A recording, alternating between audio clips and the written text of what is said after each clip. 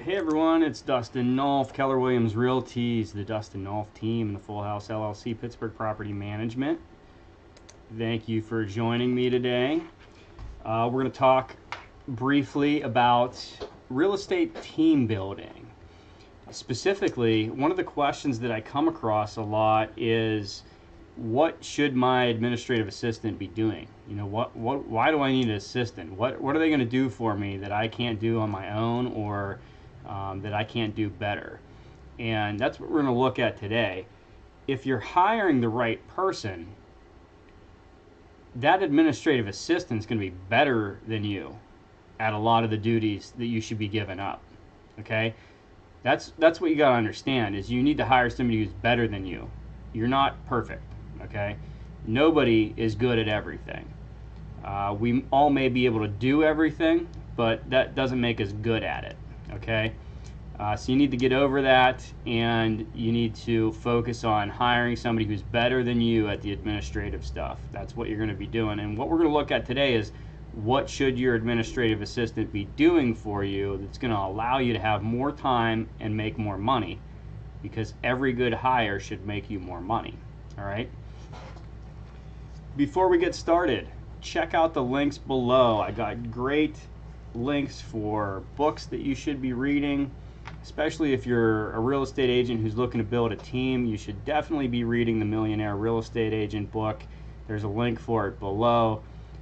It was written, I believe, in 2004 and is still very relevant today. It is a great model to follow. The cool thing about models is that if you follow them, you are not necessarily guaranteed success, but you're guaranteed to pass a lot of mistakes, miss those mistakes, and not have to repeat mistakes that others have made.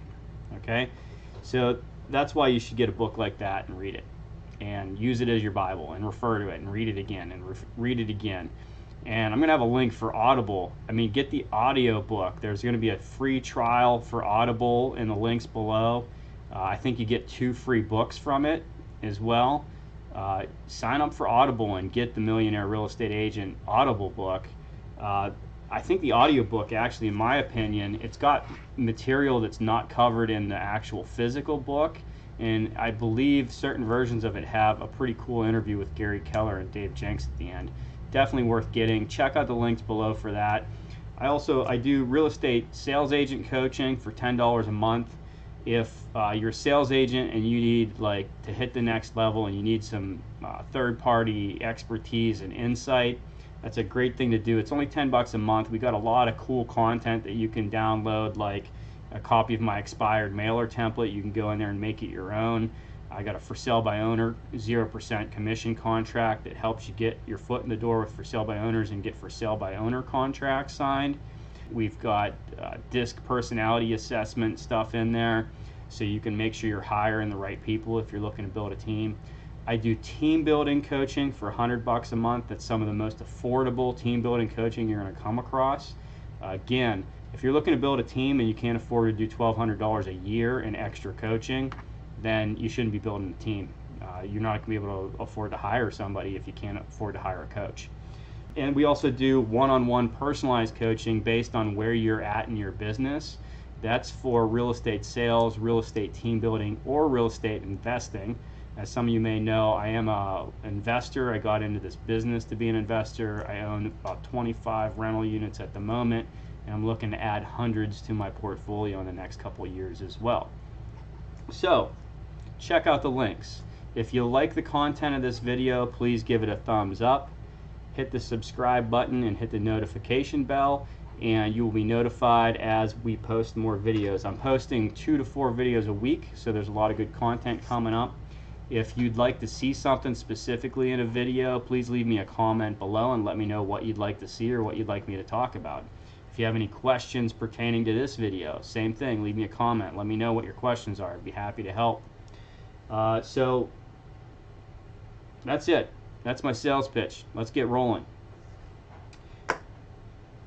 What should an administrative assistant do for you? All right, let's look at this. Real quick, I want to show you a resource that I use. It's called glassdoor.com.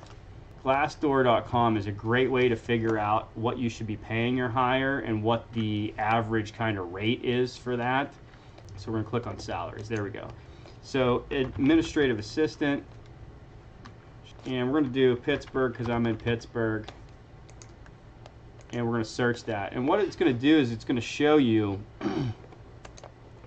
what the average base pay is for an administrative assistant, okay? And when they're talking about average base pay, that is not including any sort of bonuses or healthcare or anything like that, okay? So when we look at that, when we're looking at Pittsburgh, and we look at Pittsburgh is 10% below the national average. So if you're an average city, you're going to be paying 44 grand a year for that administrative assistant. So what we want to look at is anytime we make a hire, we want to get a return on our investment. A hire is an investment. It's like buying an investment property. When you buy an investment property, you should get a return from it. Okay? If you hire an administrative assistant, that administrative assistant should make you more money. How is that going to happen? The easiest and best exercise that you can do to figure out what your administrative assistant should be doing for you is, number one, you need to track everything that you're doing in any given day. Like when you're out about working, either you have a notebook with you and you're going to track what you're doing, or you need to keep really good notes in your calendar of what you're doing. So for instance, if you show up in the office at, let's say you get in the office at 8:30, and you start your day by picking up your phone and you check your voicemail on your office phone. So check voicemails. That's my shorthand for that. So I'm checking voicemails, okay? What do we do next? Do we check our email? I hope not, but maybe you're checking your email next. You don't have to track necessarily how long it takes, although you could track how long it takes, because then you have a good idea how long your assistant should be spending doing these things. So let's say the voicemail takes you 15 minutes. Let's say the email takes you 30 minutes. Right? So then you have a good idea what your assistant's going to be doing and how long they're going to be spending on it. So you know, if you hire somebody and it's taking them an hour to get through voicemail, then they're screwing around. They're checking Facebook or doing something else. You're going to do that for the whole day and just make a list.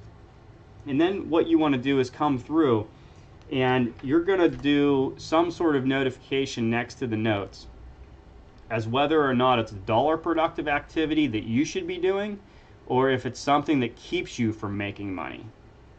Okay? And you need to think differently about things, okay? So yes, checking your voicemail can help you make money because you're going to get leads that are calling you and then you have to respond to them, right? But the physical act of checking the voicemail is not making you money. Prospecting and following up to those leads is making you money. So you don't need to check the voicemail to be able to prospect, right? If your assistant is checking your voicemail for you and then moving any new lead into your database and assigning it to you so you can just get in the morning at 9 a.m., open your database, and you got new leads in there and you just call them and you have notes and everything in there, then you're going to be able to save 15 minutes a day and you can get straight into prospecting for an extra 15 minutes. Okay, if that makes sense. So we want to look at dollar productive or non-dollar productive. So let's look at that. We're going to put prospecting here. And we all should be prospecting for 1.5 hours to 3 hours a day. We're going to say 2 hours. Okay, so if we're prospecting for 2 hours after we do that stuff, then what we're going to look at is what's dollar productive and what's not dollar productive. Prospecting is dollar productive activity, right? So let's put a plus beside it. Checking email is not a dollar productive activity. Somebody else could check your email for you and do the follow-up and that sort of stuff via your email. So a lot of the stuff that I'm getting in my email is like transaction coordination stuff. We have a property under contract. The title company needs the buyer's information.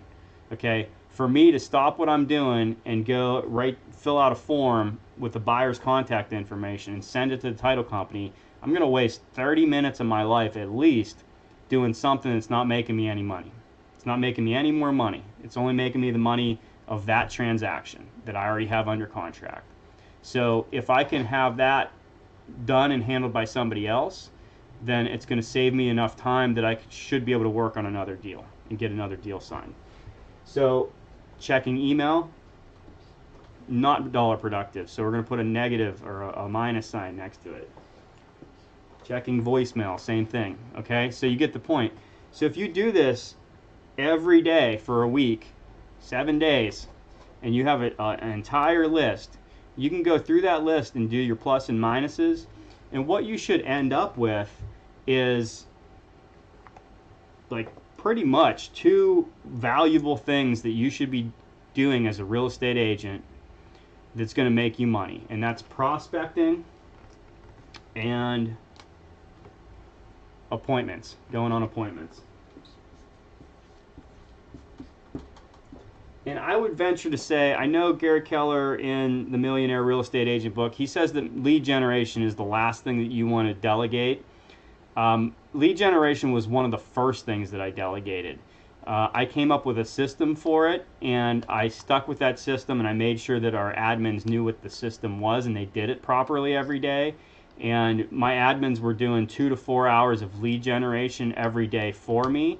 So that way I could just focus on these 2 activities, prospecting and going on appointments. That's what you want to get your day down to. That's it. Prospecting and going on listing appointments preferably. Okay? So that's how you do it. So what I would challenge you to do is, if you're hiring an administrative assistant, or if you've already hired an administrative assistant, and you want to find out what he or she should be doing every day, and you don't feel like they're doing enough, or you have a good plan, you need to come up with a list like this, okay? And do the plus and minuses. Everything that's got a minus next to it, that's what your administrative assistant's doing for you, okay? And it might be a lot of stuff. It might be too much for one full-time administrative assistant to do, and that's fine. You're going to give he or she a list of what they need to be doing, and as they get more comfortable with the position, then you're going to figure out what you need to do to up the game, right? So some of this stuff you might be able to have a virtual assistant do, and that's what your assistant's going to be finding out is, can we outsource this to a virtual assistant, or can we come up with a new system that makes this quicker and more efficient for me so I can do more things for you, right? So I hope that helped. If you like this, give me a like, subscribe, hit the notification bell. If you want some downloads for stuff like this, I'm going to be uploading my entire list of administrative duties to my Patreon site, which the links are below. So if you're subscribed to my team building coaching, you'll get access to that. And it's one of the uploads that's going to be available only to the team building coaching clients. We also already have a DISC profile and assessment job score match for when you're hiring. So if you're hiring an administrative assistant, what personality should they have when you're looking at a DISC profile? That's another upload or download that's available on my team building coaching site at the moment. So if you want that stuff, check out the link below, sign up for it. Check out the other links below. Thanks for joining me. We'll see you again.